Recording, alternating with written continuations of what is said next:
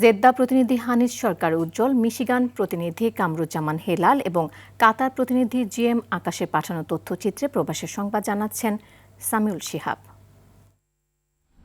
Saudi আরবের জেদ্দায় সাবেক BNP chairperson Begum Khaleda জিয়ার রুহের মাগফিরাত কামনায় দোয়া মাহফিল অনুষ্ঠিত হয়েছে। ফেনী জেলা জাতীয়তাবাদী ঐক্য পরিষদের উদ্যোগে আয়োজিত এই অনুষ্ঠানে সভাপতিত্ব করেন মোস্তাফিজুর রহমান শিবলু। প্রধান অতিথি ছিলেন মীর মনিরুজ্জামান তপন।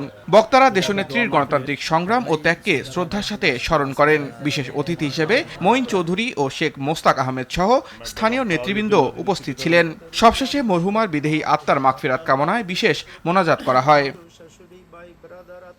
মিশিগানের ওয়ারেন সিটির আল ইহসান ইসলামিক সেন্টারে বেগম খালেদা জিয়ার মাগফিরাত কামনায় দোয়া মাহফিল অনুষ্ঠিত হয়েছে। মিশিগান বিএনপি আয়োজিত এই অনুষ্ঠানে দলমত নির্বিশেষে কমিউনিটি নেতৃবৃন্দ উপস্থিত ছিলেন। মাওলানা ফখরুল ইসলাম সহ ওলামায়ে কেরামের পরিচালনায় দেশনেত্রীর রাজনৈতিক অবদান স্মরণ করে তার জান্নাত কামনায় বিশেষ মোনাজাত করা হয়। এতে সংগঠনের সভাপতি দেওয়ান আকমল চৌধুরী সহ স্থানীয় বিশিষ্ট ব্যক্তিবর্গ অংশ নেন।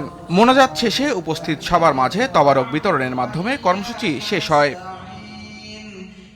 কাতারে শতভাগ বাংলাদেশি কর্মী নিয়ে পরিচালিত সরকার ফুড ডেলিভারি সার্ভিসের প্রতিষ্ঠাবার্ষিকী উপলক্ষে নৈশভোজ অনুষ্ঠিত হয়েছে। আলম সরকারের সভাপতিত্বে ও হুমায়ুন কবিরের সঞ্চালনায় অনুষ্ঠানে প্রবাসী ব্যবসায়ী ও বিশিষ্ট ব্যক্তিবর্গ উপস্থিত ছিলেন। অনুষ্ঠানে কর্মীরা প্রতিষ্ঠানের সুযোগ সুবিধার প্রশংসা করেন। স্বত্বাধিকারী আলম সরকার ও জাকির হোসেন জানান, কর্মীদের সঠিক মূল্যায়ন ও উৎসাহ দিতে প্রতিবছর এই আয়োজন অব্যাহত থাকবে।